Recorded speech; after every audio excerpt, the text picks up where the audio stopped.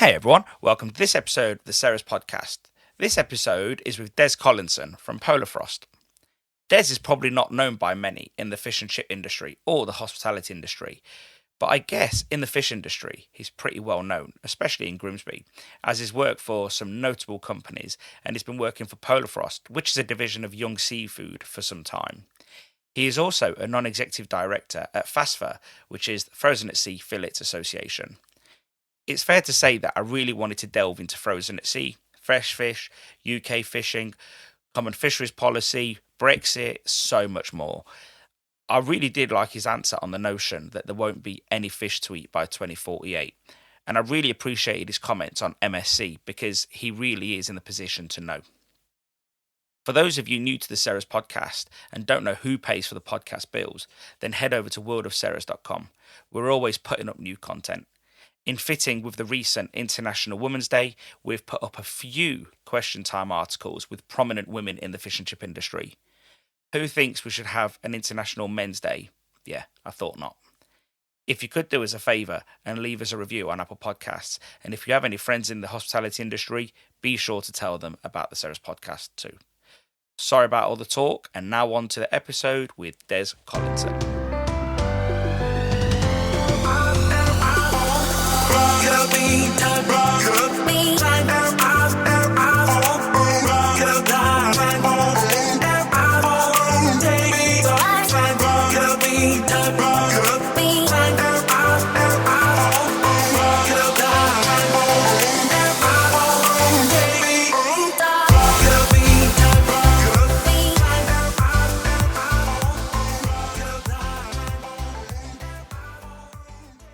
Des Collinson, welcome to the Sarah's Podcast. Thank you for having me. No, mate, I've wanted to do this for a while, and I had to get a few people to bend your arm to make this happen. Yeah, and thanks to Mark Petru for actually getting you to really bend your arm properly. That was really good of him, to be honest. Yeah, one of the better deviants in the industry. Oh, he's terrible, mate. He's terrible. The stuff he sends me. Yeah, he needs shooting, mate. He needs putting down. No comment. So for those that don't know you, what's your role here, mate? I am the trading director for Polarfrost Seafoods. And for those that don't know, what is Polarfrost Seafoods? So we're mainly importers of frozen at sea fish into the UK. Yeah. The business was founded in 1982 by a gentleman named Mike Thompson, who some people listening might remember, who went on to run Seafridge. And through various acquisitions over the years, we've ended up being part of the Youngs group, but still trade independently and import frozen at sea. Because many would know Youngs as being the retail business, like supermarkets and so on and so on. So, but they don't get involved in this side of the business at all, really. No, they don't. I mean, it's very handy with the fish knowledge we have within the trading team and the relationships we have around the world with vessels and fishermen. So we do slot in very well, and the fish knowledge we have in terms of process within the business, again, slots in very well with the wider Young's business. It must be also quite good having a parent like that within who's quite well established, quite strong as well, that can weather a few storms as well. Absolutely, I imagine. Yeah.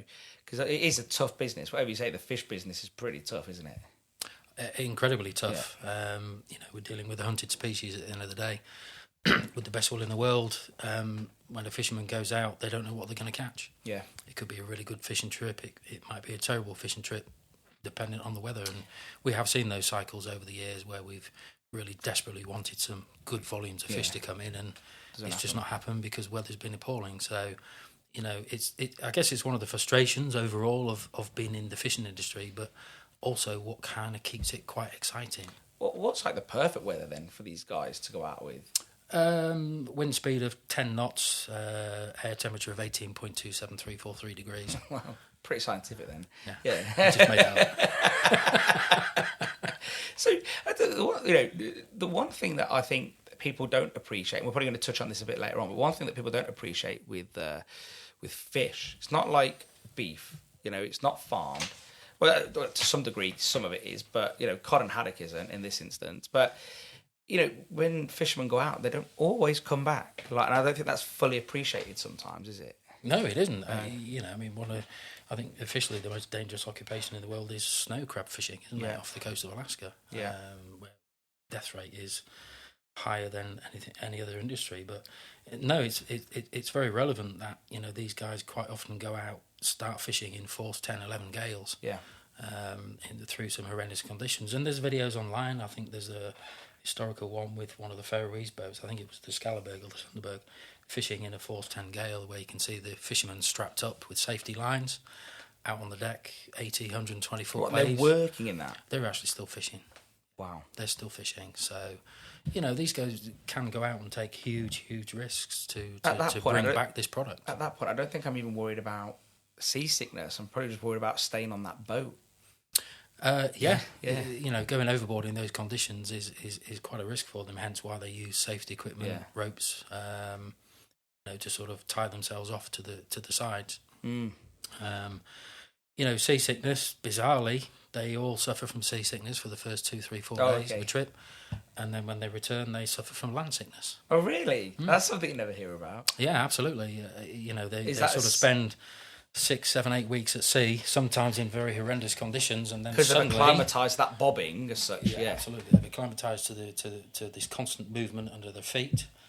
Then when they finish a trip and get onto the dry dock, it's suddenly not moving, and then they get land sickness, and it's just as debilitating. Wow. as seasickness. In some ways, I suppose it's probably similar to like going out into space, because they say that when you go out in space, that your body starts to forget what it's like to have gravity. And you know, they were saying that your body essentially starts to shrivel because of the lack of gravity. Yeah, you lose muscle tissue, don't you? Yeah, and bone density. So in some ways, like I suppose that bobbing as well, your body's just getting used to something completely different. Yeah. And then you hit land and it's like, well... yeah, and you know, I always assumed when I first joined the industry that fishermen, because they've done it all their lives, they never suffer from seasickness. Yeah. It's absolutely not the case. Oh, really? Well, learn something new every day. We can finish now. It's not a job I would want to do personally. No, honestly. But what sort of... Before we get into like the whole thing, what sort of impact does that have on an area like this? Like, you know, this whole like... You know, this fisherman sort of mentality. It's a hard job. You know, it's a hard life. And years ago, I would imagine it was very boom and bust as well. Good days, bad days, good days. I suppose less so now, but like, well, maybe I assume less so now. But I suppose that would have had that would make people around these areas quite tough in some ways. And they still are. Yeah. You know, the Grimsby, Hull. You know, you look at the ports: Felixstowe, Peterhead, Aberdeen. You know, these guys are hardy. Yeah. Made of stern stuff, so and it is still very much boom and bust. Oh, really? And a lot of that's driven by they don't know what they're going to catch when they go out on a trip. Yeah, because you don't go out and say today I'm catching X. There's no such thing, and you know, and I suppose it is relatively common that they do come back with not a lot.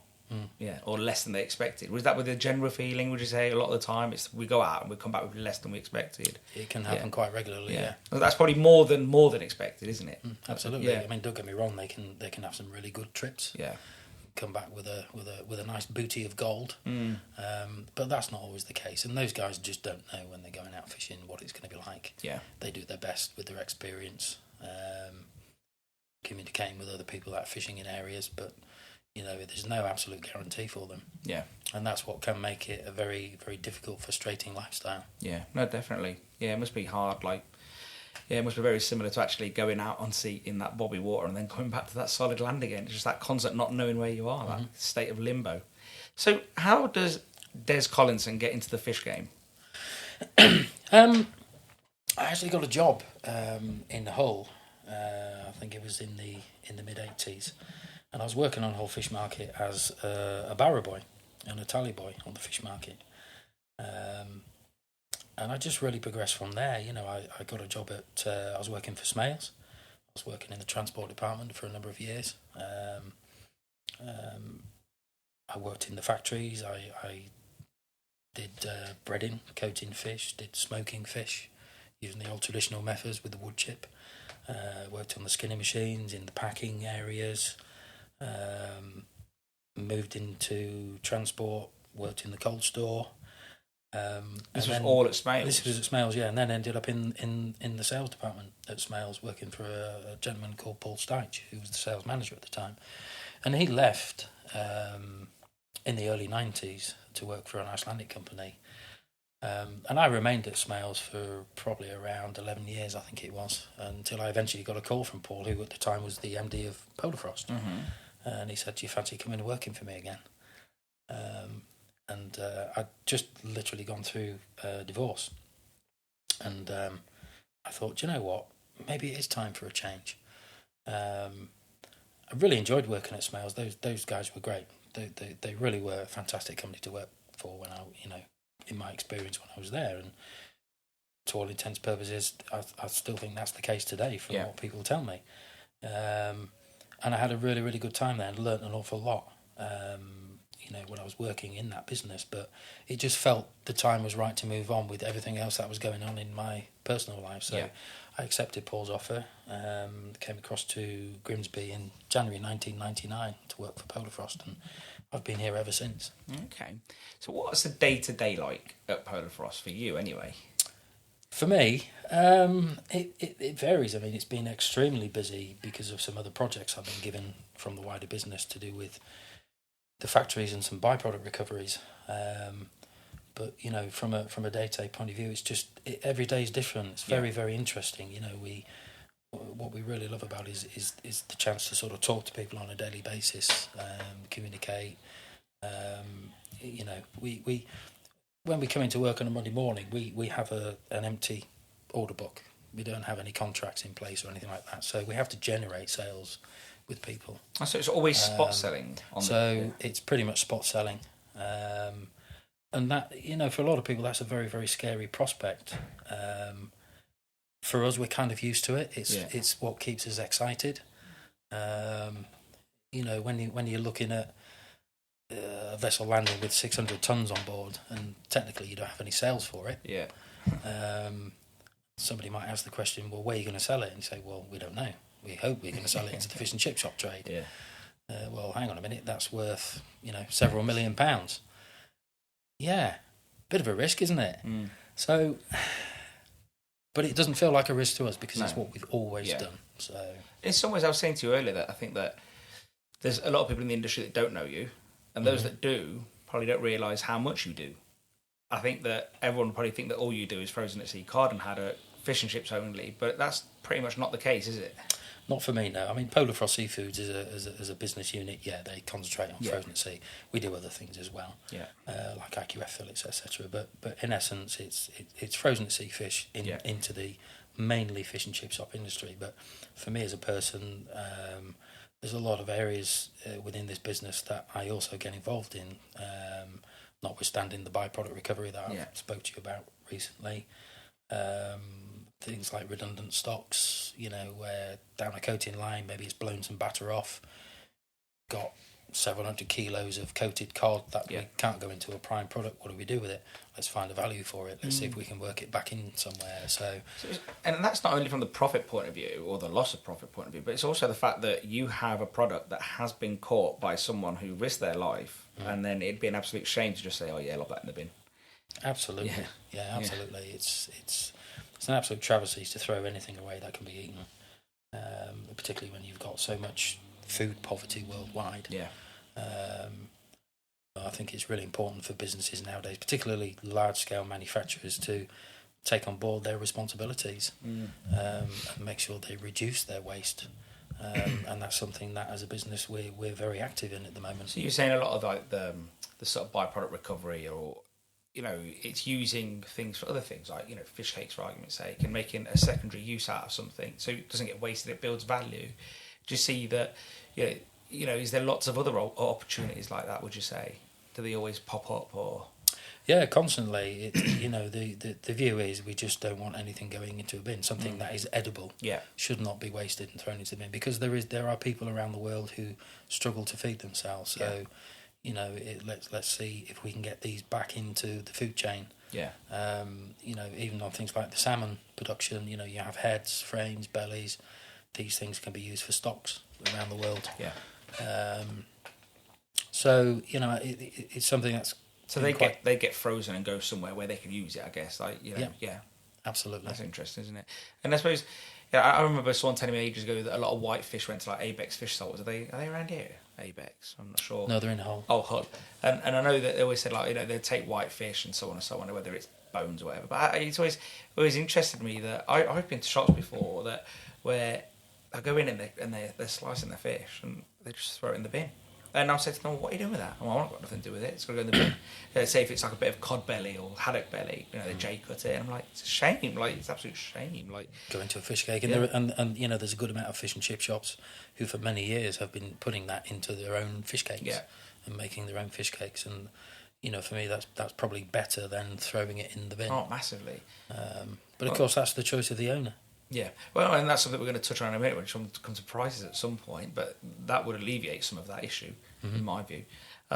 So I think we should run straight into a contentious issue. We might as well start how we mean to go on, eh? So I told you recently, a friend of mine was on a train, yep. So he was on the train and he's just been to Weymouth Fish Festival or Seafood Festival, whatever you call it. And a guy sits next to them, one of those, like, the little rows of four or whatever, like a little four table, sits next to them, says, oh, I'm a scientist, fish scientist, whatever he called himself, from the Blue Marine Foundation. Forgot his name right now. And he says, by the year 2048, there will be no fish. So my mate rings me up, Stel, you're not going to believe it, mate. We ain't got long in this game, blah, blah, blah. All doom and gloom. Yeah. And then I quickly just Google it because I'm sitting at home on the sofa. And I found that loads of people had debunked this guy. So in your professional opinion, will there be any fish by 2048? I haven't seen this report that you're talking about, yeah. And one of the reasons is probably because I don't read too much fiction lately. And I think that'll probably give you the answer that you want. Yeah. It's total rubbish. The way that the fisheries are managed and the way the quotas work, the fish is not going anywhere. The fish stocks are maintained, they're healthy. We see quotas going up and down yearly, and when the quotas come down, people make this assumption that it's a bad thing. Quotas are coming down, there's no fish in the sea. What they have to remember is the reason the quotas have come down is to maintain those healthy fish stocks. It's been done on purpose. And that's, I think, for me, a very important thing that people miss. They just see the headline, cod quotas have come down 30% in whatever sea it might be. Because they're trying to maintain we're managing the stocks. It's... if you look at the quotas in the Barents Sea over the last several years, we've seen the quota as high as just over 1 million tonnes TAC for cod, and we've seen it down at just below 700,000 tonnes TAC. I mean, we've gone up again to, a little over 700,000 tonnes this year. Very slight increase in the cod, I think, up from 725 to 738. And haddock is up 25%, 172,500 metric tonnes to 215. And that is part of the demonstration that these quotas are being managed very well by the science and by the fisheries and by the politicians. But quotas will continue to go up and they'll continue to come down. They will fluctuate, but they fluctuate because it's being managed. It absolutely is a good thing. So the media constantly sensationalise it every year, like, oh, they've been reduced. That scares people to some degree. And again, I suppose that's what the media's good at anyway. It's getting this fairly innocuous story and making it a really big thing. And everyone's like, oh my God, I can't eat cod, I can't eat haddock. So would you say you generally agree with the way that the quotas are calculated then? Like, no one really takes issue with that? Well, the quotas are calculated based on science. Yeah. And I don't feel I'm in a position to really challenge that science. A lot of the frozen sea trawlers, for example, get approached by authorities to do science trips and research trips. So, what they'll say is at the end of the year, can you go out for 2 weeks in this area, and we're going to have some scientists on board your vessel, and they're going to monitor what you catch. And it can be very frustrating for the captains because they often send them into an area where the captain knows there's no fish, so he would never fish in that area.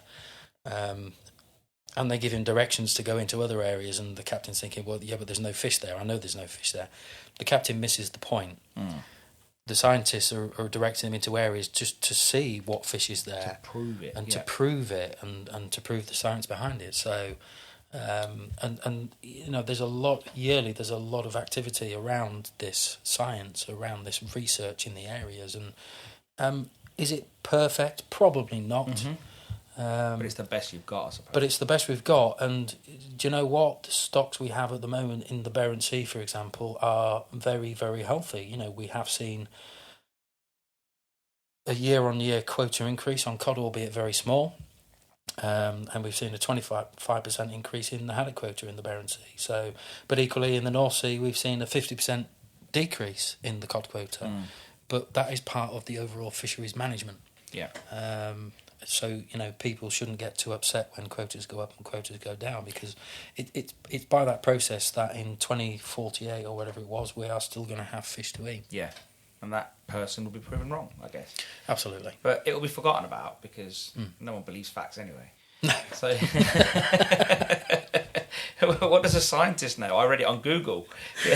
So if we look at certification and what do you think about what MSC do, like Marine Stewardship Council, for those that aren't aware?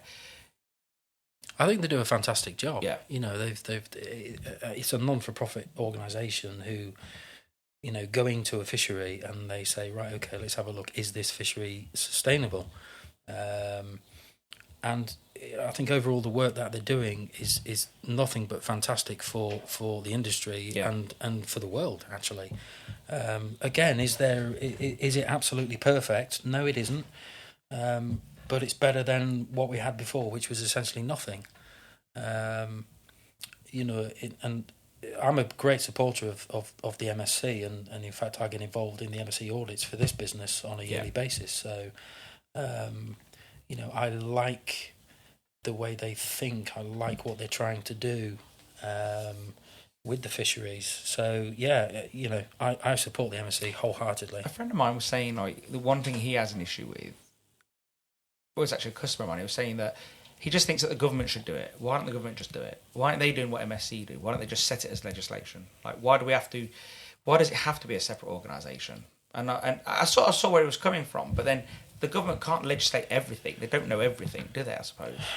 Well, if you take the Barents Sea, as just another example, how many nations fish in the Barents Sea?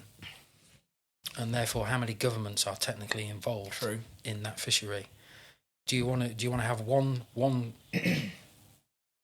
entity that is really responsible for the sustainability of that fishery? Yeah.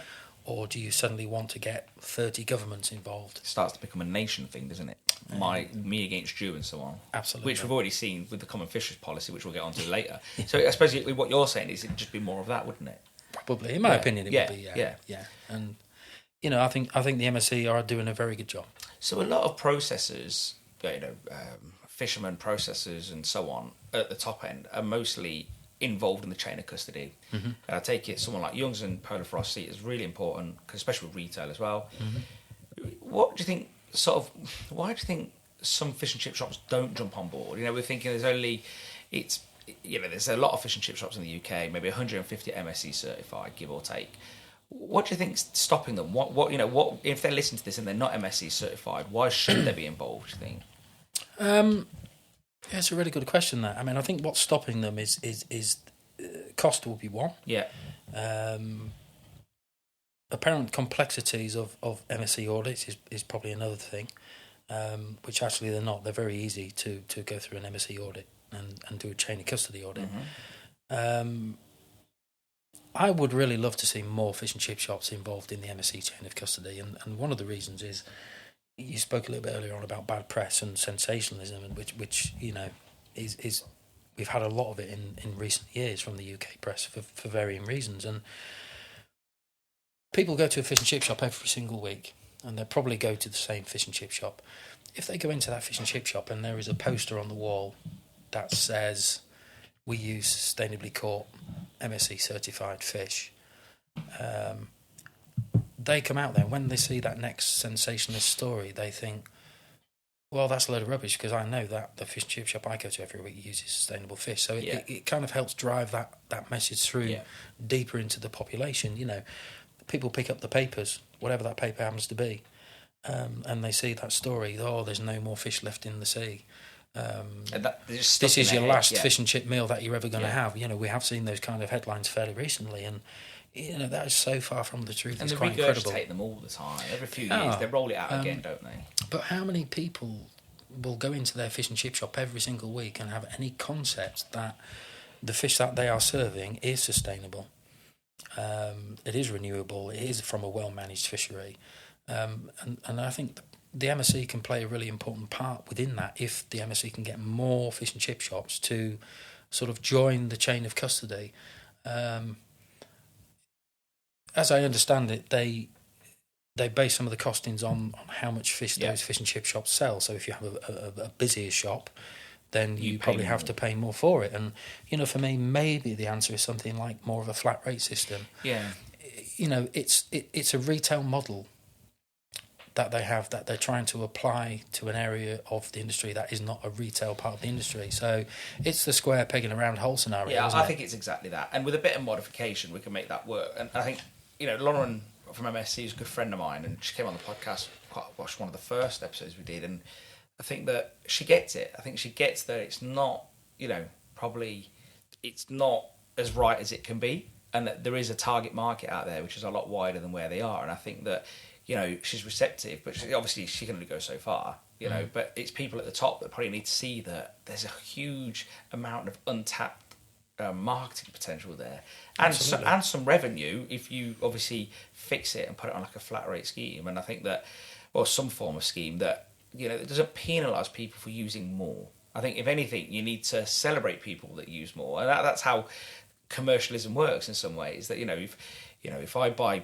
10 times more flour next year, someone's going to reward me with that and say, well, actually, you did well there, mate. And I think that's one of the issues, I think. I mean, it's possibly something that Andy Cook and the NFFF could pick up on, because they're really this sort of central cog of fish and chip shops around the UK now, aren't they? Yeah. This is where fish and chip shops get a lot of their information from, and certainly in terms of training, etc. Yeah. And they do a great job in that. So, maybe that's something that the NFFF could pick up with fish and chip shops and give them a little bit more information around the MSC. Yeah.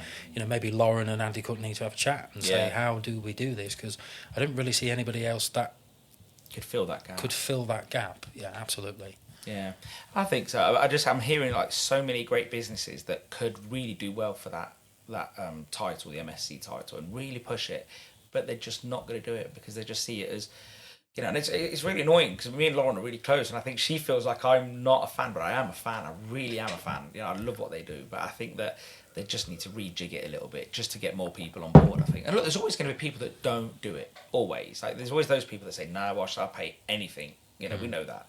But if you can get the majority on board, everyone else sort of falls into line at some point. And, I think if it was just a nominal fee, I mean, for me, it's more about helping to get the message out there for the MSC in terms of sustainability, because, within retail, you have the blue tick, which you put on boxes, and, of course, the MSC charge for putting that on, and there are manufacturers out there who have started to remove that blue tick from packaging because of the costs associated. So, how do you get that message through to the populations? How do you have these news stories where, they're really pulling down sustainability and these stories where, there's no fish left in the sea, etc.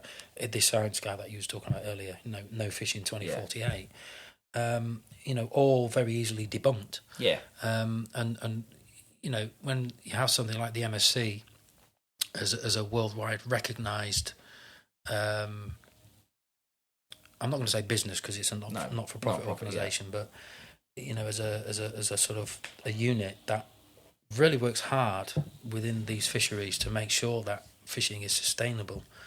How do you really get that message through? Well, everybody who goes into a retailer, they see MSC, they see the MSC logo. Do they really know what it means? In some cases, probably not. But there's no harm in getting that message out. And, you have your retail channel, but you've also got this really untapped channel, which is fish and chip shops and takeaways. There is, depending which numbers you look at, somewhere between 10 and 11,000 fish and chip shops in the UK, of which you've already said earlier on, there's about 130 that have MSC credibility. So, there's an awful lot of outlets there that could be really helping the MSC to drive through that message around sustainability and what they're doing. And it's completely untapped at the minute. And it's untapped because of cost, maybe, because of complexities of audit. None of those have to be that way. No. with a little bit of thought. I think, yeah. And one thing I'd like to add is that to those listening is that if you're not MSC certified, that's not to say that you're not sustainably sourcing fish. It's to say that you could be promoting that you're doing sustainably caught fish. You know, and I think, you know, it's a little switch. They can switch that around. Like, no one is saying that they're not sustainable. It's just that, you know, they could be saying that they are sustainable with chain of custody and so on. You know, when that headline hits that says there's going to be no more fish and chips within 3 years because there's no more cod left in the sea, which we all know is total rubbish. But when that headline hits the press, is there any fish and chip shop out there that looks at that headline and their heart doesn't sink a little bit? Oh, come on, it's true. Yeah. Oh, God, here we go again. Yeah, so address it. Yeah, and that story, it just keeps doing the rounds, doesn't it? It's been going since I came into the industry. That was year 2000, like, and I'm guessing it was going well before then, like, and it's a constant thing. And at least, you know, with everyone behind someone like the MSC, it could, but I just think they just need, like you say, fix that issue with the square hole and the round peg. I think once they fix that, and they get more people on board. And with the audits, I think they are working on the audits and making them better now, I think. So I think, yeah. So that's a good thing. And I think also technology, like someone said to me, they spent ages trying to like get all their receipts together and to show how much they'd bought. And I just said, like, you just need software online, like your online accounting software, print off a report, Bob's your uncle. Like, so I think with technology, it will be less friction and so on. So off the back of that, is non-certified fish unsustainable? I don't think you can make that assumption. You know, fishing has been taking place for thousands of years for varying reasons, and more recently, in the last few hundred years, it's been a commercial activity. Yeah. But if you go, you know, well before that, fishing has taken place as to sustain people and to feed them. And you know, to this day, you have communities around the world. You know, in the Philippines, I think it's the Tagbunia tribe. Last time I read up on it, but they fish using spears, and they purposely hunt for species at different times of the year because they know that will help them to maintain a healthy fish stock, and they have to do that because they need to feed themselves month in, month out, year in, year. So I think just to say if it's not a certified fishery, therefore it's not sustainable, is really the wrong thing to do. It's you know, it's a good starting place, isn't it? You know. And there's plenty of information online, you know, on all the fisheries around the world in terms of if you want to look up and see, is it red rated, is it amber, is it green? That information is readily available. But, you know, there are fisheries out there which technically don't have MSC accreditation, but that does not mean they're not sustainable fisheries. Yeah. It might be that the MSC hasn't got round to them yet or something. Yeah. So, you know, it's a good place to start. You know, look for accreditation, whether it's MSC accreditation, and Treble O, or whatever it is now. Yeah. Iceland Sustainable Fisheries, that kind of thing. You know, it's great that these fisheries are becoming more and more certified as the years go on, and it's very important, but you can't just make that assumption. No. So, talking about fish earlier, we hit on like bassa, which is pangasius, and I sort of turned my face a little bit when you were talking about it so passionately, and like and I think there is a common misconception that it's all not nice. And you said to me, no, that's a load of, you know, I'm not going to say the word, but you know that actually there is better grades, and I do think that this is going to roll on to another question. But do you think that a few years ago, when everyone, or not everybody, when many unscrupulous traders just got the worst quality panga and just sold it as anything, was cod or haddock, has that ruined the reputation of that product a little bit, would you say? To some extent, yes, it has. But I also think that we're coming through that poor reputation. You know, a really good example is the Young's Gastro sea salt cracked black pepper bassa fillets. You know, that is something that Young's brought to the table 10 years ago, and it's been a long road, but it's actually one of the more popular products now that Young sells. So it proves that bassa can be good. Yeah. And there are different grades of bassa when you go out to the farms. You get different colour grades, you get different taste grades, and I'm by no means an expert in buying bassa, but it's... There are probably still some what you could call unscrupulous people out there who are taking bassa of a lower grade and then maybe chemically enhancing that bassa and trying to sell it as a higher grade. and it can be a minefield. And I guess it really depends on where your source is for it and how much you trust your suppliers. You know, I mean, Young's as a business go to great lengths to make sure that the relationships they have with farms and manufacturers and factories out in Vietnam, that, you know, in they have like 100% exclusivity, so they're not working for anybody else. Yeah. It's just work for Young's, and that way they can sort of control it much better. Yeah. Gives you a lot more leverage to say, look, don't mess around, don't do this. And obviously they've worked to a certain accreditation, I'd imagine. Absolutely, yeah. They have, and you also have to remember that, you know, once it goes into a branded box of any brand, yeah.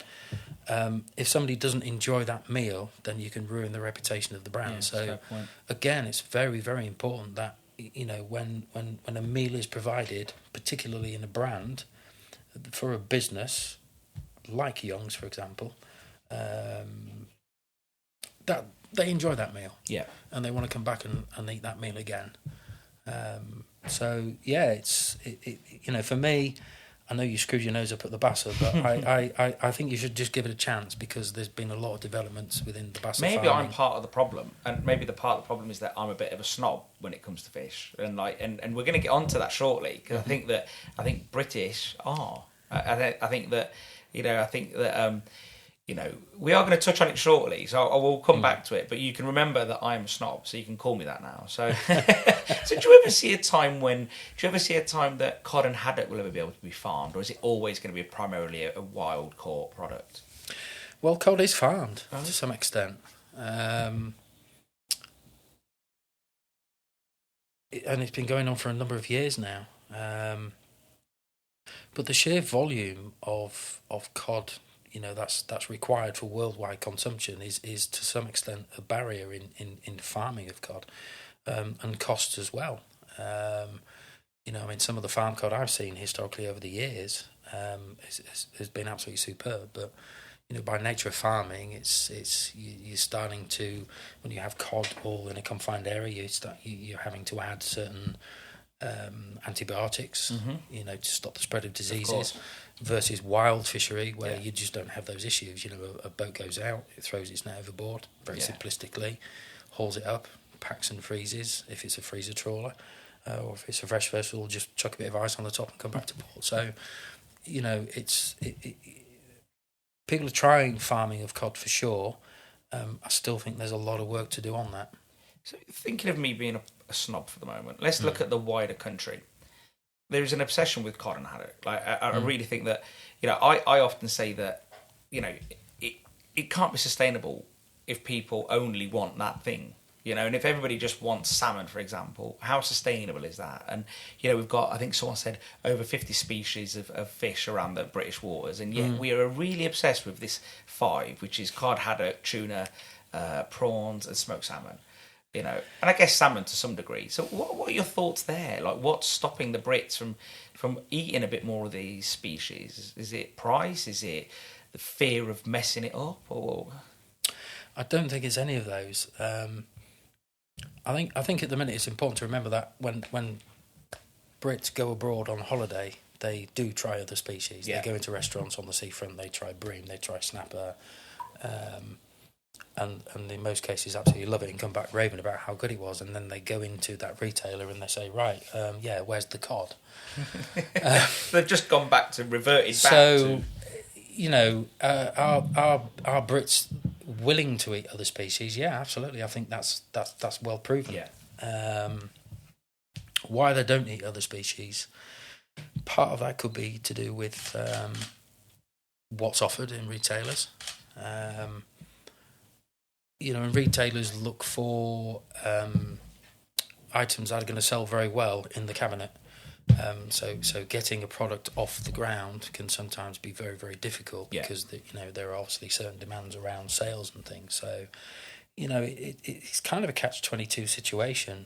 You know, just going back to the Bassa with Young's, you know, I think that's a real success story and proves it can be done. So, and as you're saying that, I'm just thinking what a gamble that was for them to invest 10 years of, you know, marketing effort, you know, putting teams behind it, sourcing the best, you know, catfish, you know, doing all of this, and it could have not paid off, but they did.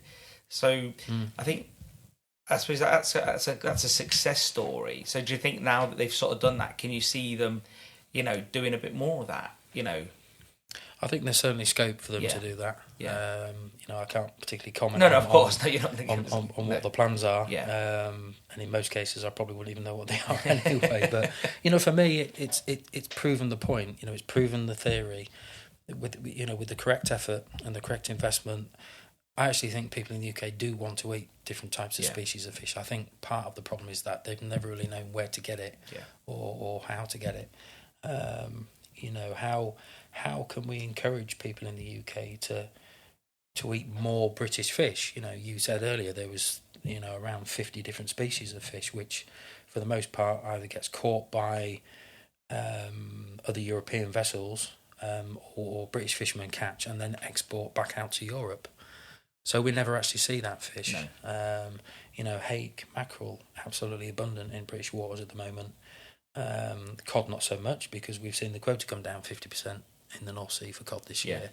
And that is not even particularly because there's anything wrong with the cod stocks. A lot of the fishermen talk about the cod just being further north, sort of out of our zone. So because cod is migratory, as are most species of fish. Yeah, you can't make them come to your area. Absolutely not. And at certain times of the year they tend to be passing through. Yeah.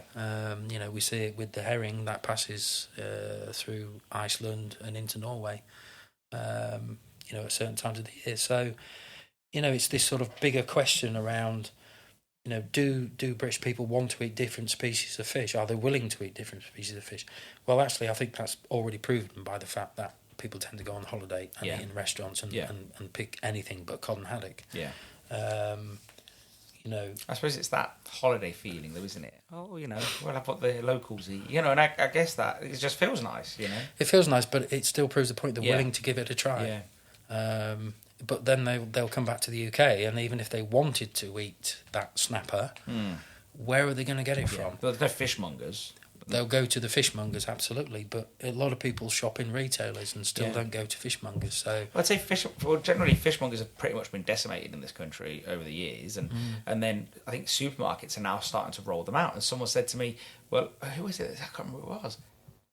It was Tom Pickerel, who is Sustainable Fisheries Policy Manager for tuna," and he said, and interestingly, he said, "Are supermarkets taking it out because people don't want it? Or is it just because they don't want to do it?" And it's actually because people aren't using it. Like they would if it was being used, that service, they wouldn't be getting rid of it, would they? And this sort of goes back to the argument around preparation of cod and how to handle cod or any type of fish. People go to a wet fish stand and they're like, "Ooh, look at that horrible, smelly, dirty, wet fish." Don't know what to do with it. Don't know what to do with it. And the frustrating thing is, fish is probably amongst one of the easiest things to cook ever. Or do consumers overthink the cooking of fish? Do they overthink it? Oh my God, I might get it wrong, and you just think, well, just pop it in the oven with a bit of butter and olive oil, you'll be all right. Yeah, Pop it in a hot pan for a couple of minutes, flip it once, and it's quick. It's incredibly quick. A piece of salmon is one of the quickest things to cook in a pan. In an oven, 20 minutes, depending on the size. We know that, but in a pan, you can get that cooking time probably down to about 6 or 7 minutes.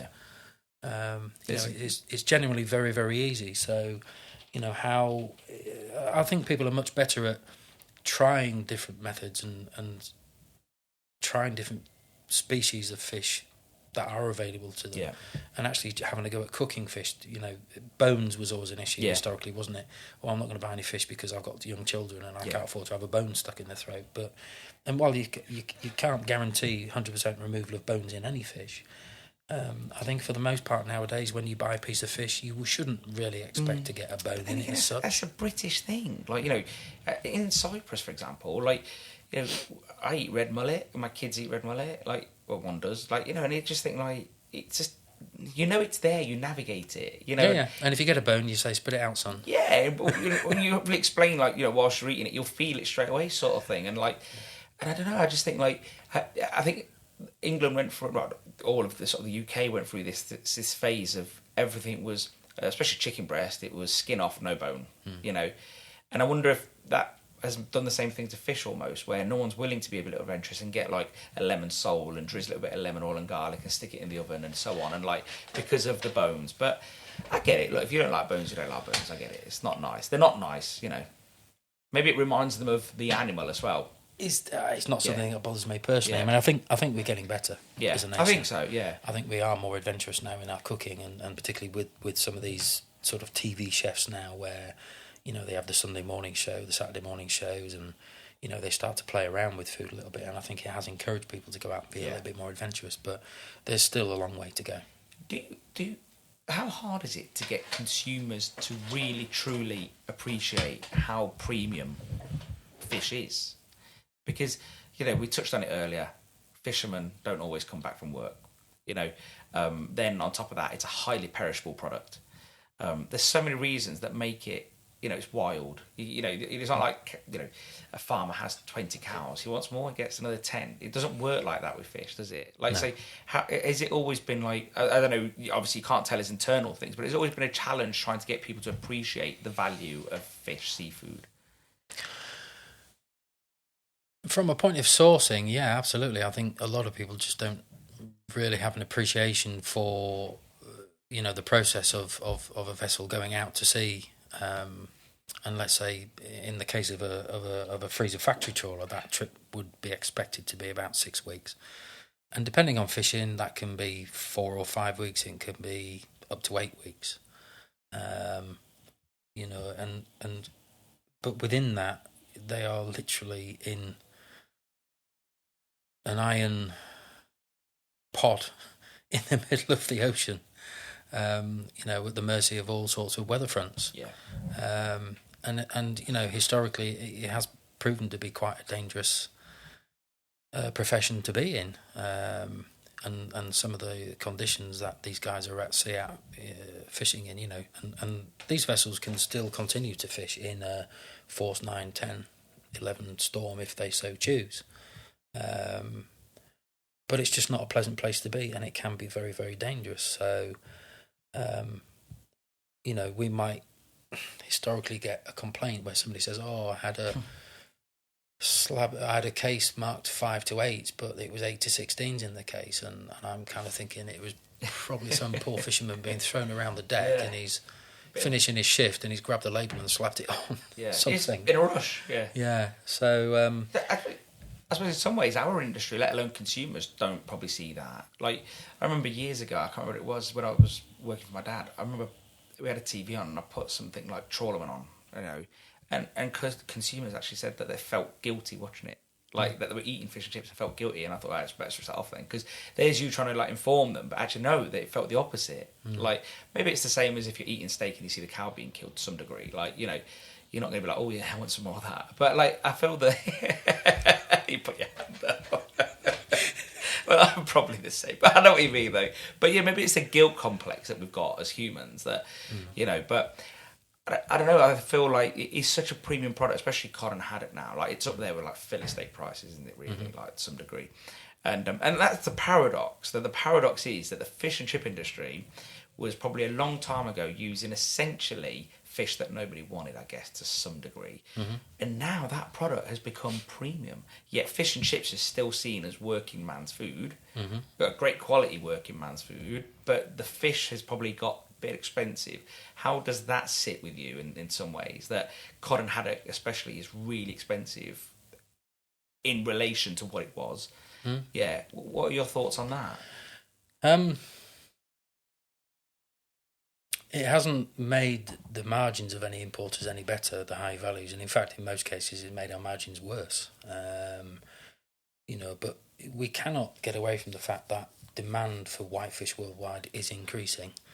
You know, the population of the world is increasing, and with the increases in quality of fish in general, particularly with frozen at sea and the method they use to catch and process.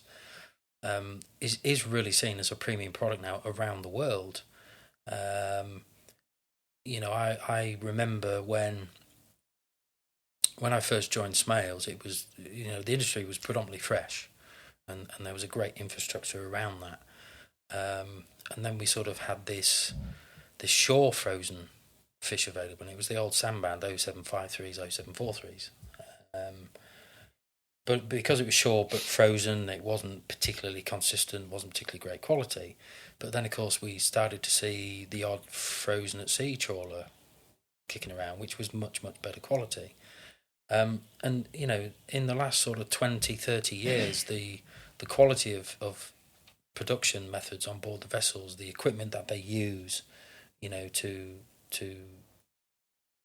take the fillets off the fish, has improved phenomenally, and we have a product now that is really recognised around the world as being completely premium, the absolute best of the best. Yeah. And very, very consistent as well. So demand for frozen at sea fillets is going up year on year. It's not stopping. And if I look back to the last time prices really, what you could call crashed for fish, and I'm probably going to go back about 10 years now, and my memory's not fantastic on things like this, but I remember when we saw sort of cod come down to around £50 a case for frozen at sea. Is that 2008-ish, give or take? Yeah, probably around 2008-ish.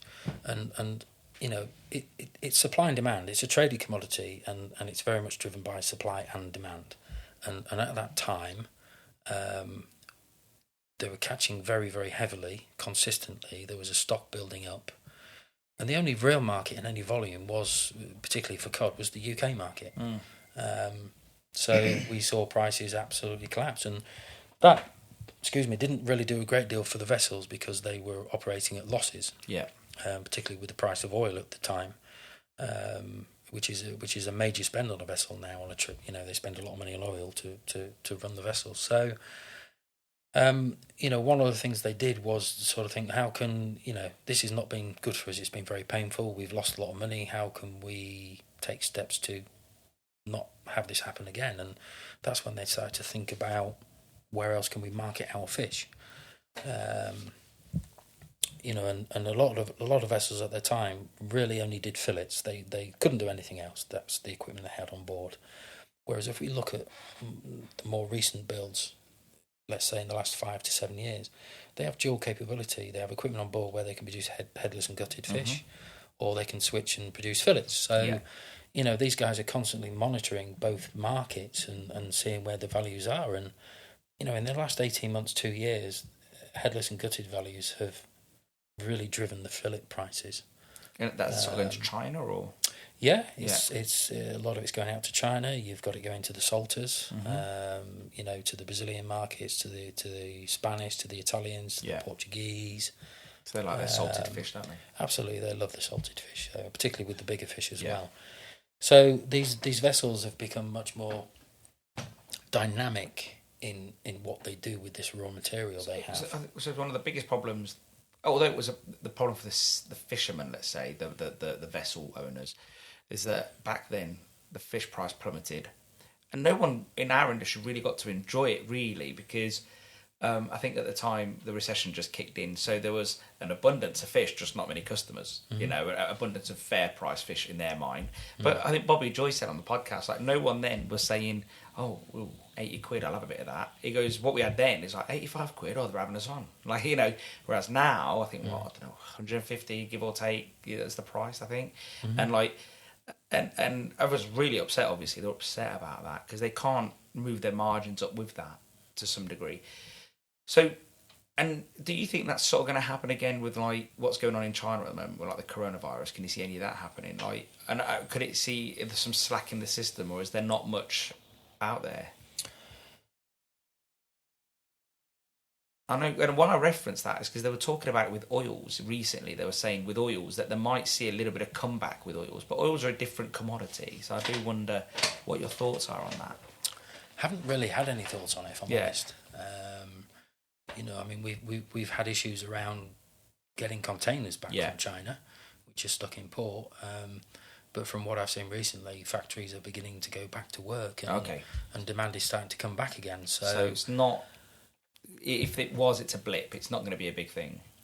Not yet, no. and I'm not going to predict what happens of course not, moving forward. But certainly not. I don't see it's an issue yet. There's no drop in demand for fish. Do you know?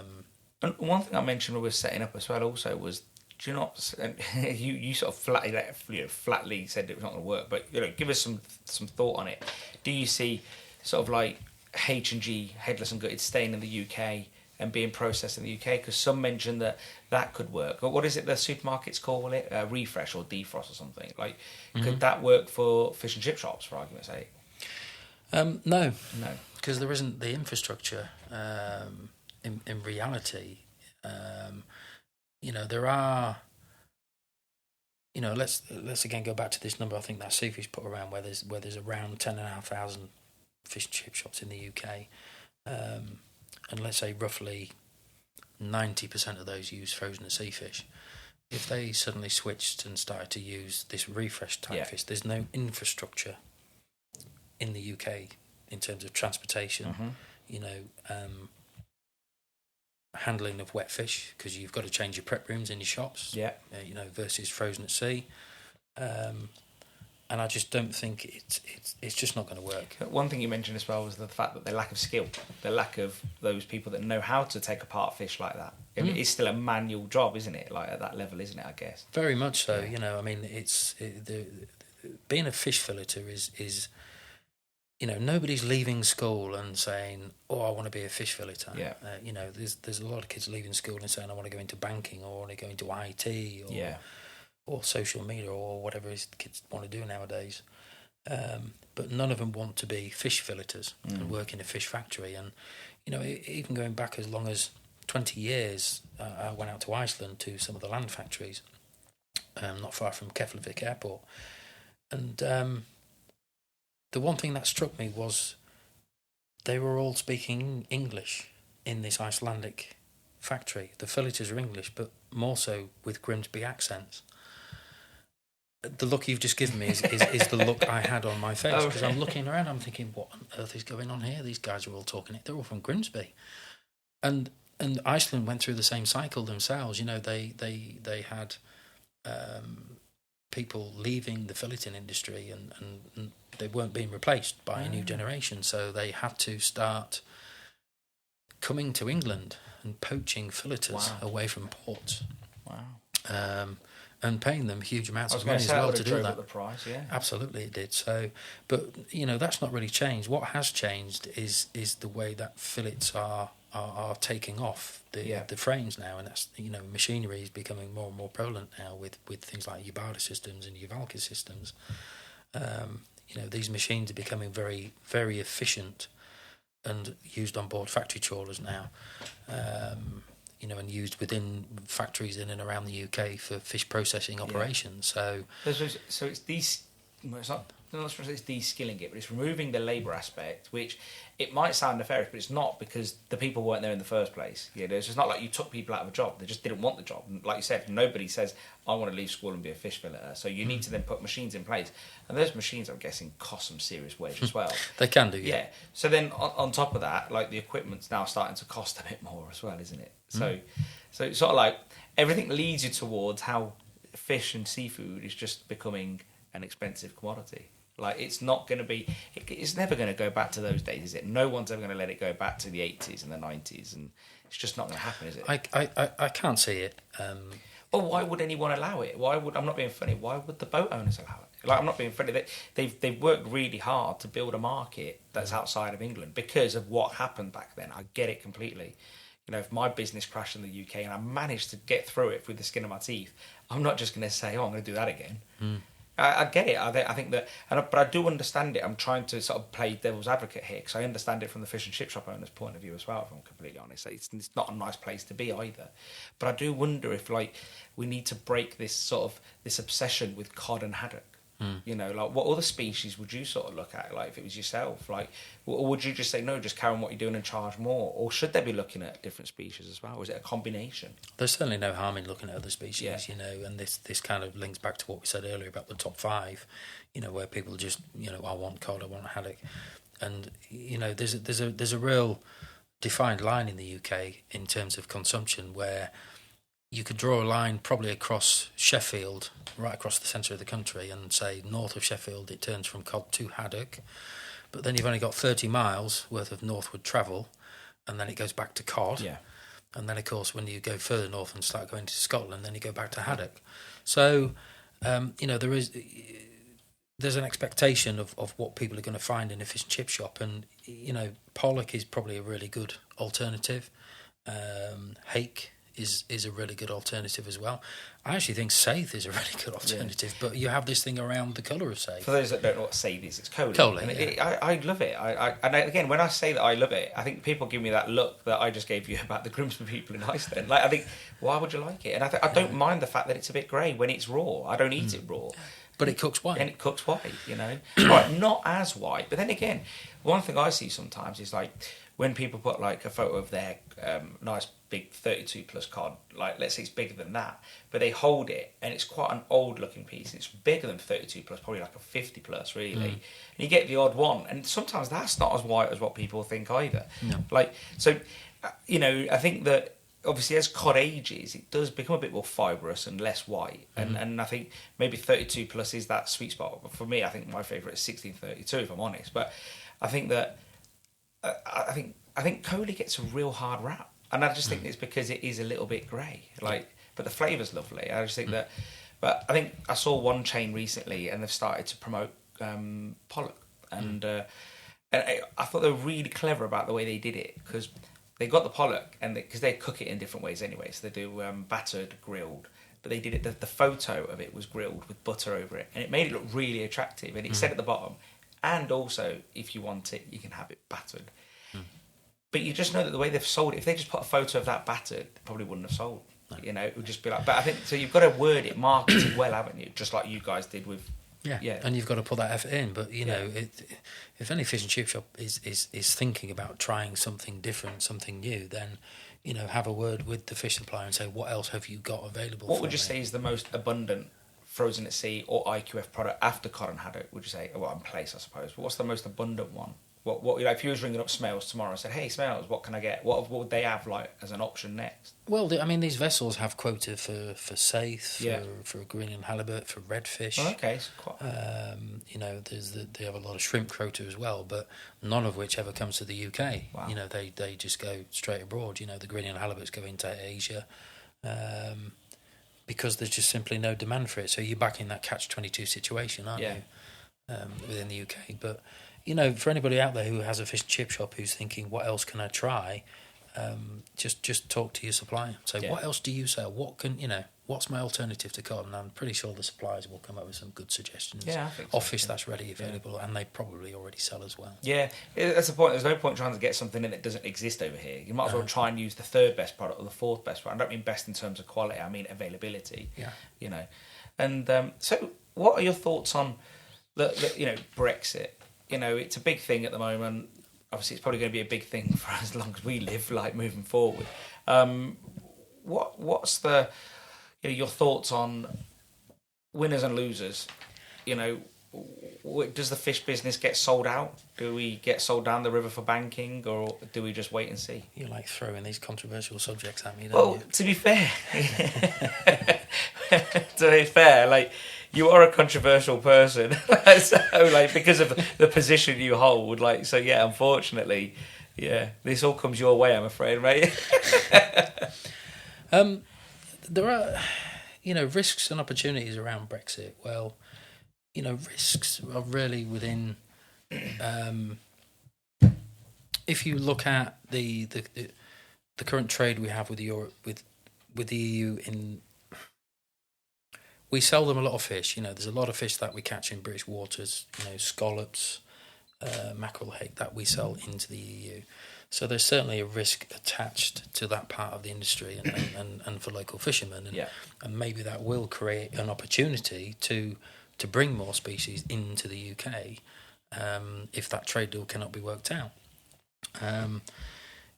Where there isn't particularly a risk is if you take frozen at sea, for example, we don't buy this from the EU. This comes from Norway, it comes from Iceland, it comes from the Faroe Islands. So they're not part of the trading bloc, are they? So they're not particularly... Well, they're part of the trading bloc, but they're not members of the EU as such.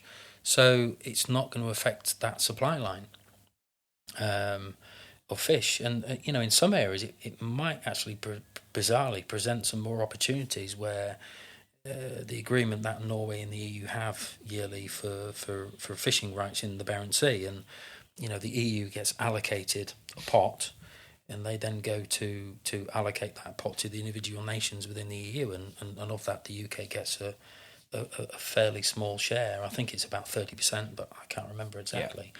Yeah.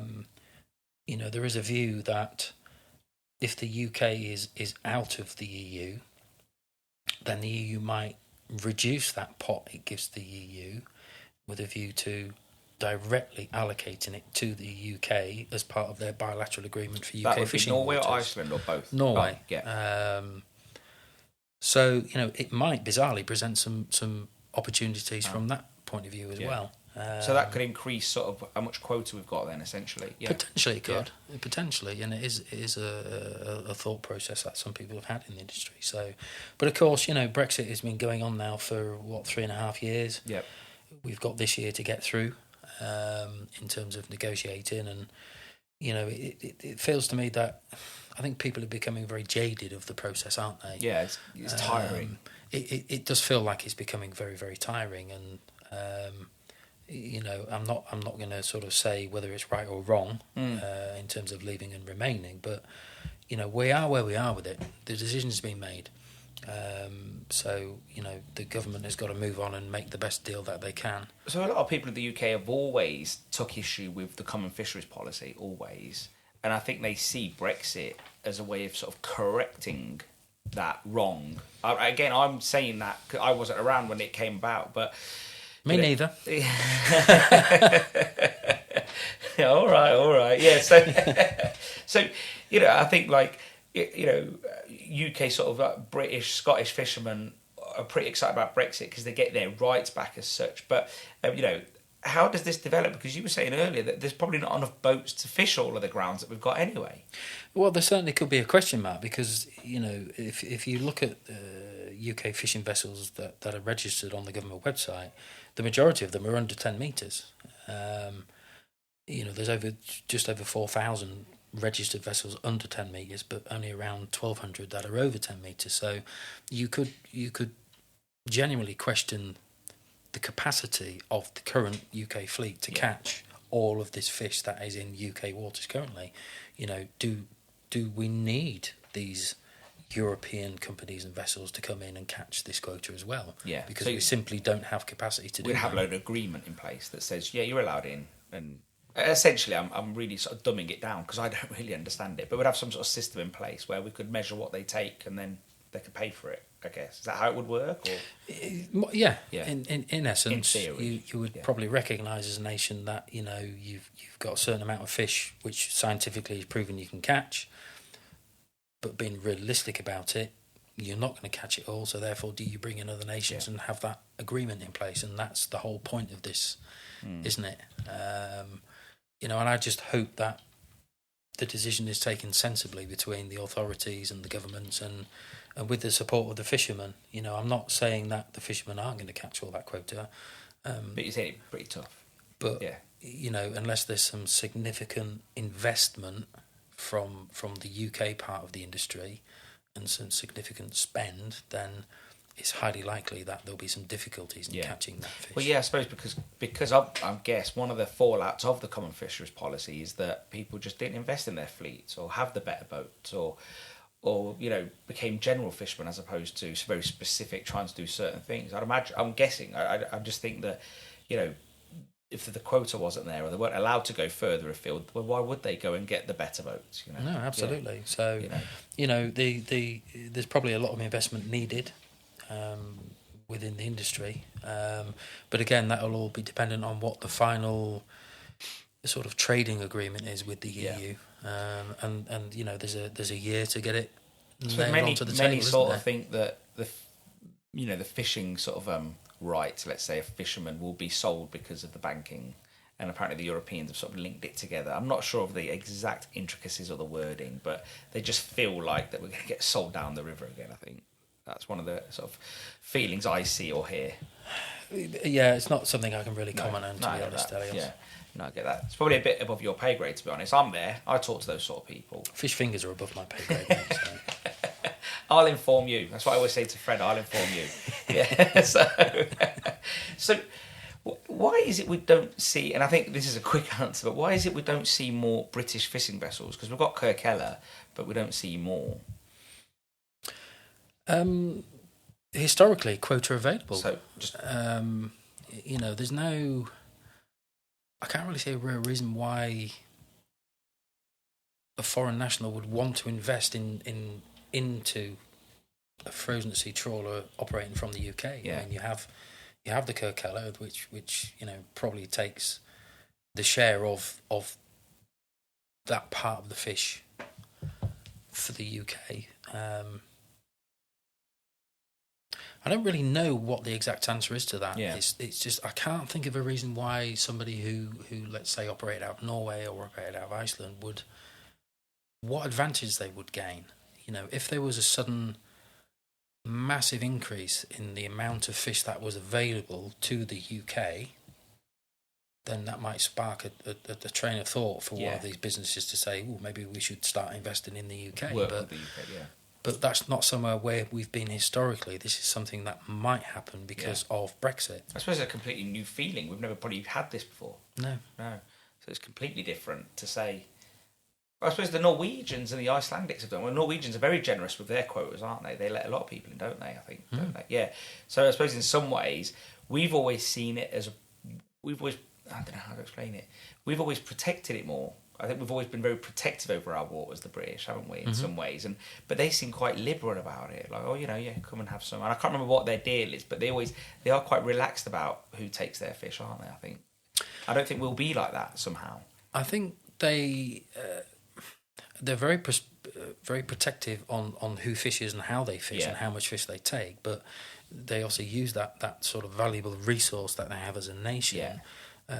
As part of trade deals around the world. So it helps them do other things as such, Yeah, part of the trade deal with the EU is that we'll allocate you some of these resources around our coastal waters in exchange for a deal to do trade with the EU. So, the Norwegians have been very good at that, and fair play to them. Maybe we can learn out of their playbook a little bit, who knows. So, what's your thoughts on, like, discards? Obviously, it's been an issue in the fishing industry probably for as long as people have been fishing, I guess, to some degree. Obviously, no one really wants to discard fish, but if there's no value for sort of fish that isn't going to be eaten, it is generally that I guess people just want to lob it back in. What are your thoughts behind it? I'd really like to see us in a situation where there are no discards, full stop. Yeah. It's an absolute travesty to sort of throw back to sea food and something that people can eat, and there's several reasons for discards. The one good thing about the frozen at sea sector of the fishing industry is that there's almost zero discards now, particularly with these newer built vessels where they've even got fish meal plants on board. And they're producing fish oil, so there's literally nothing wasted. Wow. The heads, the frames, a little bit like the byproduct stuff we've been doing here. So every single part of the fish is used. So there's no reason to discard.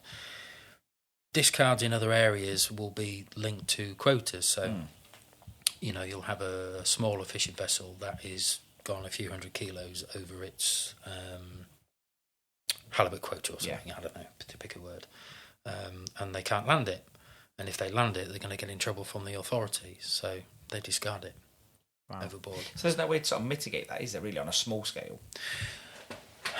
I mean, if you look at the bigger freezer factory trawlers, they are, they have a lot of equipment on board, lots of science, big companies behind them. They're monitoring their catches by the hour. Haul by haul, they report those numbers back to the port authorities, and if they're in an area where, let's say, they're catching too many haddocks, and the port authority identifies and says, well, hang on a minute, if you carry on at this rate, you're going to run out of haddock, and it's not uncommon for the authority to order that vessel to move to another area. It's not uncommon if there are several vessels catching a species heavily for the port authority to close that fishing area and order all vessels out of the area. If we take the case of haddocks, for example, a lot of these factory trawlers now, they need to save haddock quota for the back end of the year, because they know when they go for cod, it's going to be a very mixed fishery because of the migratory patterns of those fish. And if they fish all their haddock by the end of March and they've got zero haddock to catch, they're really not going to be allowed to go and catch cod at the end of the year, because the authority will say the minute they start catching haddock in a mixed fishery, they'll say, well, no, you've got no haddock quota left, mate. So off you go, out the waters. So in terms of management, that's probably done fairly well within that system. But, you know, if you look at other systems and to an extent UK systems where we have much smaller fishing vessels that don't have this equipment on board and this science, it's probably much harder for them to manage, and probably very frustrating for the fishermen to be in an area where, you know, let's say they are catching cod and then they start catching a load of something else that they don't have a quota for. Yeah. And you know, do they stop fishing and go home, or do they carry on fishing and you know, discard overboard what it is? You know, it's a very, very controversial subject. I mentioned it when we did the podcast with Mitch Tonks, and he said that they run little boats out of Brixham, and they took in like 100 kilos of sea bream, like, and this was like every day 100 kilos, and they had to throw it back in. It was dead. It was dead. There was no good to anybody, you know. And he says, like, you know, he's getting onto DEFRA and saying, look, you know, we can't have this. Like, this is waste, you know. And he said it just falls on deaf ears. No one seems interested. And, you know, that is someone's livelihood as well. They've been out and they've not got those scale of economies as what, you know, a big frozen at sea vessel has, you know. So, and I guess it can be the argument between if you let a fisherman land something outside of his allowable quota, and if he profits from that, then he's just going to go and do it again. There is that argument. Makes sense. Whereas if you don't allow them to land it, then they're going to be discouraged from doing that. But it's not an exact science. You know, we've spoken about this. You can't go out on a vessel with a view that, I'm going to catch 400 kilos of haddock and I'm going to catch 200 kilos of cod and 100 kilos of whatever else. It doesn't work like that. There's just got to be so many solutions, even if they're not perfect. Even a non-perfect solution is going to be better than throwing fish back into the sea. Overboard. Yeah, absolutely. Like, even if, like, there's still winners and losers. Every process has winners and losers. We get that. You know, even if, like, you know, you take it in and you feed the homeless, like you said, or, you know, you take it in and you make animal meal with it, which would be a shame, actually, because it's great fish. But just something, you know, if all of it was processed and sold and the money went back to charity, like, for argument's sake, Fishermen's Missions or RNLI or something. Like, there's just so many reasons why, you know, that it could work, but they don't want to make it work, or at least they just, I don't know, maybe it's like rabbit in headlights. They're scared of, you know, moving, and who knows. But maybe once all this Brexit stuff's sort of out of the way, they can then refocus on it. I don't know. I wonder if that's what's stopping them at the present moment, although it's been a problem for a long time. I think there's probably an element of that. You know, the sort of government, the fisheries authorities have been absolutely tied up in knots within Brexit, within CAP, within these new bilateral agreements. So, you know, it's we just need to see how it pans out. Yeah. But, you know, to answer your question, what do I think about discards? Well, I don't like discards. Yeah, of course. You want to sell fish, want people to eat fish. We want people to eat fish, and as you said earlier on, even if those small volumes were given to charity, so that you could demonstrate the fishermen didn't make any profit from landing that outside of the quota. But you still not discarding the fish, you're still managing to feed somebody with it. You know, is that a better system than just discarding fish? Yeah, probably. Yeah. There's a good argument to say that it is. So just going back to one of the topics we touched on earlier, when we spoke about it before when I was setting up, and you said that I said, like, for example, with Brexit and then like scallops and you know, langoustines and all this going abroad, you were sort of saying that it could be a double-edged sword, that some people don't eat those things because they're expensive, but they go abroad because they're really prized. But actually, if they didn't go abroad, maybe they'd be cheaper, and then we could eat them over here. But that wouldn't please fishermen anyway. So it's sort of a double-edged sword. It's quite tricky and complex, isn't it?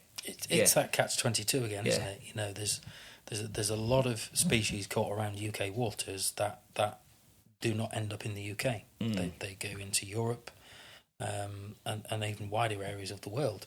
We never see them here because they make really good values in those nations. You know, they're really prized fish like scallops.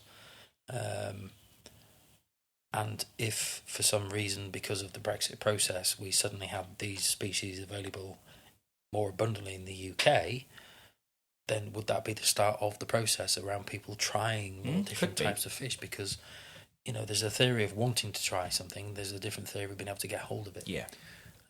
Because the market tanks and they're a bit cheaper as well. You don't mind if they go wrong a little bit. You know, it's not an excuse, but if scallops cost a little bit less, people feel like, well, I might treat myself. You know, oh, they need a bit of butter. Oh, a couple of minutes in the pan. I mean, scallops are more widely available, to be fair. Oh, are they? Than they were several years ago. But it's not about just scallops. No. You know, like you say, you know, it's hake, it's the mackerel, it's the herring. There's all sorts of species out there. Do pelagic fish put off? Do the Brits like pelagics, like the mackerels and the herrings and stuff like that? Yeah, I mean, they've been marketed as very healthy, haven't they, for many years now? You know, full of omega-3s and oils and things. So, you know, it's mackerel, hot smoked mackerel, you know, for breakfast with a bit of scrambled egg. It is really nice, you know, it's something that I've loved for many, many years. But we just default back to these top five, do we? They call the haddock, the tuna, the salmon, and the prawns. Yeah. We all seem to go there. So, and I do think it's a bit of a catch-22. My 5-year-old is obsessed with tuna mayo. Like, we make it all the time for him. Like, if I say to him, what sandwich do you want? Tuna. What wrap do you want? Tuna. What do you want on the side of jacket potato? Tuna. And it's just like, and even I say to the wife, like, I'm getting sick of watching him eat it, let alone him eating it. But, you know, and I wonder if it's like, is it in tuna? Tuna does have like a strong flavour, but it's actually quite neutral as well at the same time, isn't it? I wouldn't say it's a, you know, if we're classing it from 1 to 10, I'd say somewhere like 5 or 6. It isn't like up there with like mackerel. You get mackerel on your finger, you can smell it for a bit, you know. Whereas with tuna, not so much maybe. Not so much, and again, you can buy tuna in sunflower oil, you can buy it in you've brine, got choice, you can buy it in water. And you know, if you buy it in the water and squeeze the water out when you break the seal on the can, it is very neutral. Tuna in sunflower oil is not quite as neutral. No. But again, that's up to you on what type of tuna you buy. I do wonder if we should start sneaking some mackerel into his food, like, you know, see if he notices. Yeah, probably wouldn't even notice. Not if he eats tuna. I think you could probably get away with that. Yeah, I'll tell the wife. So if you see me later on with a black eye, you know. So recently, we're getting to the end now. But there was did you watch to make that topic of like that big sort of? They called it the Super Trawler, the Dutch one. Was it was it actually a Super Trawler, or was it the same size as like a Kirkeller type vessel, or was it just the media really sensationalising it in the British waters? It certainly was a very big trawler. This is the Margaret, I think you're talking about, which was fishing for mackerel, and you know, this thing is well over 100 metres long. It is huge, weighs about 2,000 tonnes, I think, probably more. I didn't really think anything of it because it was boarded and found to be doing nothing illegal. It was operating well within the regulations and the rules. So. You know, so they were allowed to be in our waters. They absolutely were, and they were allowed to be in the waters, and they were doing absolutely nothing wrong, and that was proven by the authorities. So, you know, thoughts on the size of the vessel. I'm not really an environmentalist, you know. I do know that particular vessel, I think, has been banned off fishing around the coast of Australia because of its size. But that's sort of going into territory where I really dare not tread. No, of course, it starts to get a bit tricky. Starts to get a bit tricky, you know. All I can say. I think one thing I sort of thought, because obviously there was no retraction of the story, never is anyway nowadays, and there's no such thing as a good story. You know, if you've got to go back and say, "Oh, we were wrong," but like, I do feel like it was a bit loaded towards, "Oi, these are our British waters, get out." It felt a bit like that, like territorial. But like you said, if you got bored of them, they did nothing wrong, then. Yeah, no, they weren't doing anything wrong. They were found to be operating perfectly legally. The British are quite defensive over their pelagics, though, aren't they? So especially like the Scottish, they do get very defensive over it. Very passionate about it, yeah. So I can see why if they see this huge boat just sweeping up, well, of course, you can see how they feel emotional about that. But if it's allowed, it's allowed. Particularly if they're in a vessel that's under 10 metres long. They've got the small one and he's got the big one. Quite a significant difference, isn't it? Yeah, it makes sense. So the last topic, really, single-use plastics. Now, I can see you sort of like, you just let out a big sigh. I'm sorry there's no rosy topics here. We're dealing with important things, you know. I'm like Paxman, yeah? But I'll let you finish on a rosy story. But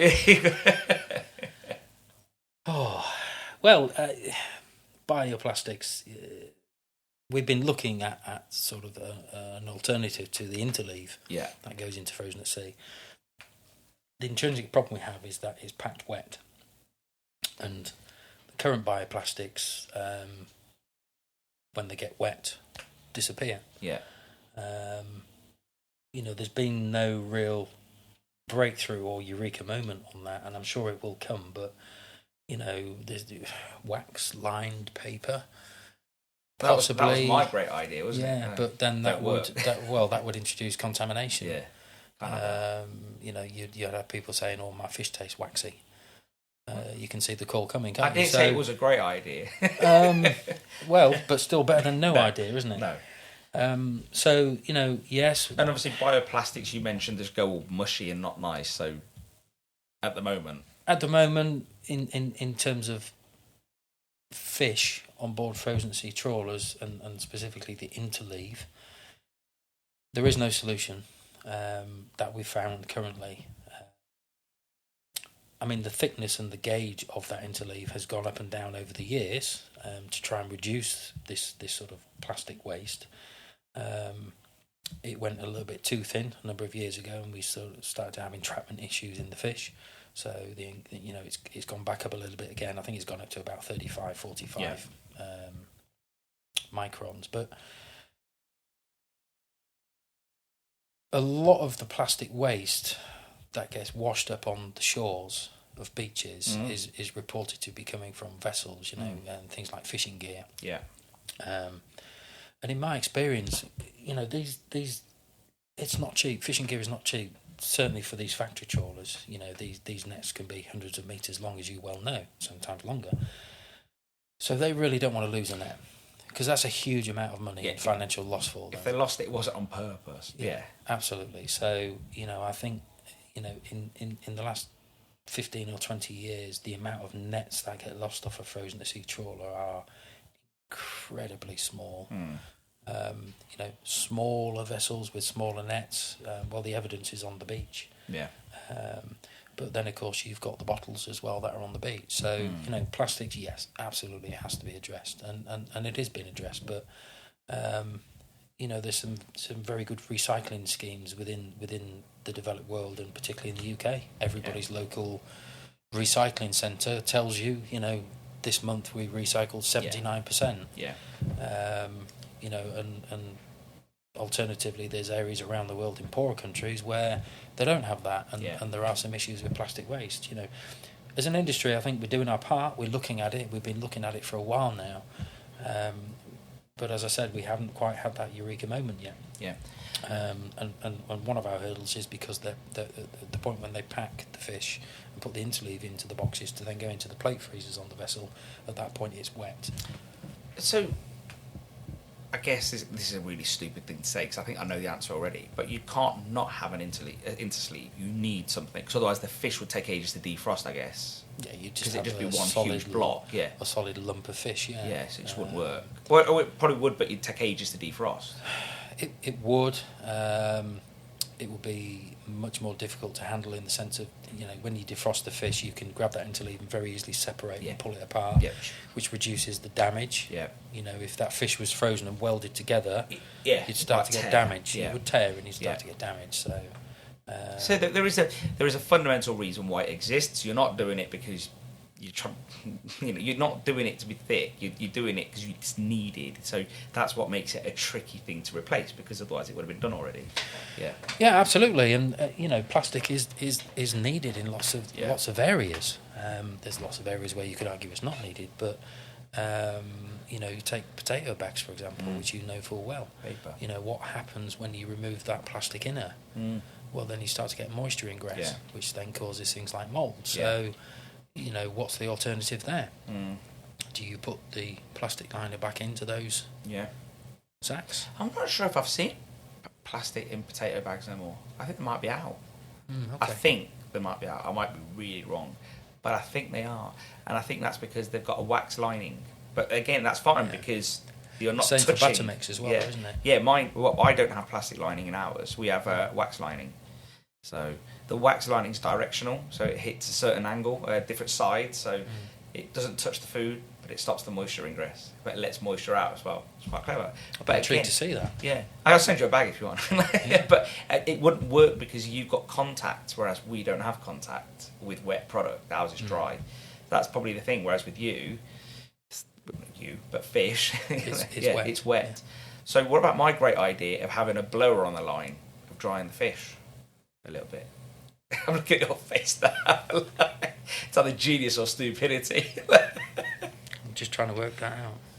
So it's still wet, it goes down, and then next thing you know, it's drier. Drier, but not dry. Yeah, I guess it's never going to be dry, is it? It's on a vessel, isn't it? So, yeah, it's just like... in your face. This should be a video podcast. I could have just solved the issue, but I guess I didn't. Yeah. I love the fact that you're just really holding back, calling me something. As if I would say anything. I've heard about your reputation.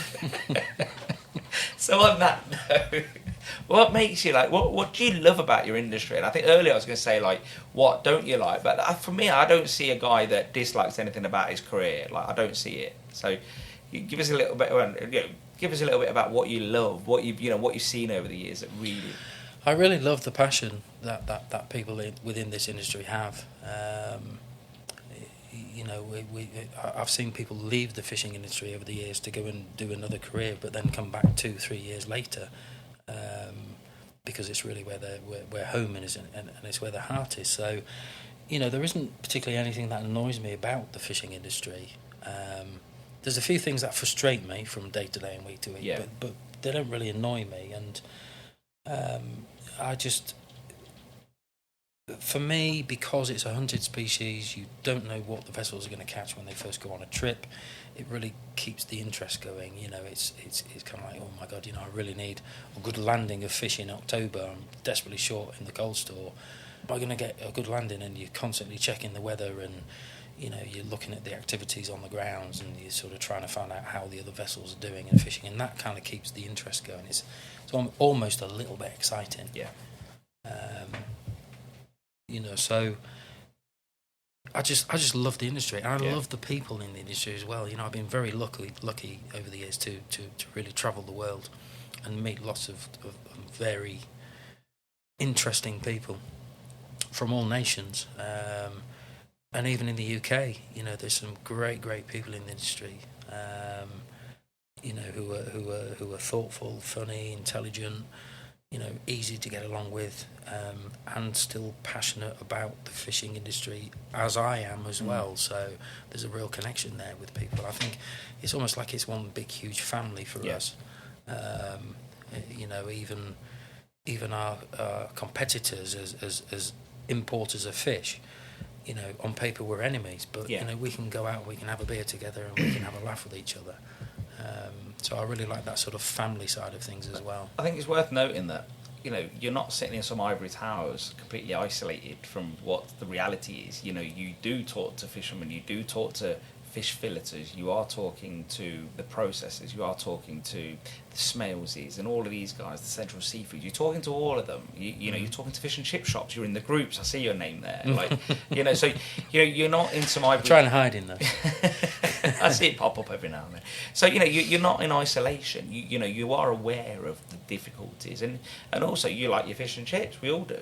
So I think that I just want to. It's not some ivory tower thing. You're not just sitting there dictating we want this, and you're not driving around in a Lambo. And if you was, well done. But it's not like that. And I think that the whole idea of these podcasts is to show people different people in the industry dealing with different challenges, because we are all dealing with different challenges, but we're all on the same side essentially. Mm-hmm.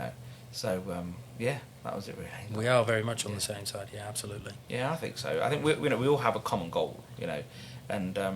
And I think that if we can find ways around this, to manoeuvre different ways and offer slightly different alternatives alongside what our current offering as well. I think it would be a no-brainer.